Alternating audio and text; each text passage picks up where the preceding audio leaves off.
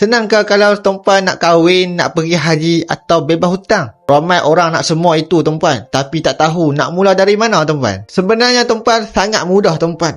Kita boleh mula dengan simpanan emas secara konsisten tuan-puan.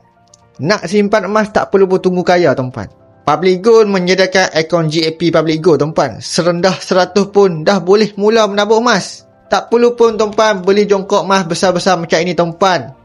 Tuan-puan hanya simpan 1 gram atau 2 gram. Lama-lama je tuan-puan, emas tuan-puan jadi banyak tuan-puan. Bila dah simpan emas, duit gaji kita tu jadi lebih selamat tuan-puan. Kalau tuan-puan tengok dalam buku wang emas, penulisan Tuan Haji Zulkifli Syafiee tuan-puan, dia berpesan tuan-puan, jadikan emas sebagai tempat sembunyikan duit gaji tuan-puan. Bila duit dalam bentuk emas tuan-puan, lebih susah nak bocor tuan-puan. Emas ini untuk orang yang ada impian yang sangat besar dan berani paksa diri untuk menyimpan tuan-puan. Nak kahwin tambah hutang, nak hantar mak ayah pergi haji, nak hidup lebih tenang tanpa beban hutang tuan-puan. Semua tu boleh jadi realiti bila kita konsisten simpan emas macam ini tuan-puan. Lagi-lagi hari ini tuan-puan, harga emas tengah rendah iaitu RM684 berbanding minggu lepas iaitu RM742 tuan-puan. So tuan-puan, kalau tuan-puan berminat nak simpan emas untuk capai impian tuan-puan, tuan-puan boleh hubungi saya ataupun tuan-puan boleh isi beg biru dekat bawah ini. Saya akan guide tuan-puan satu persatu untuk mulakan simpanan emas di Public Gold tuan-puan. Semoga bermanfaat.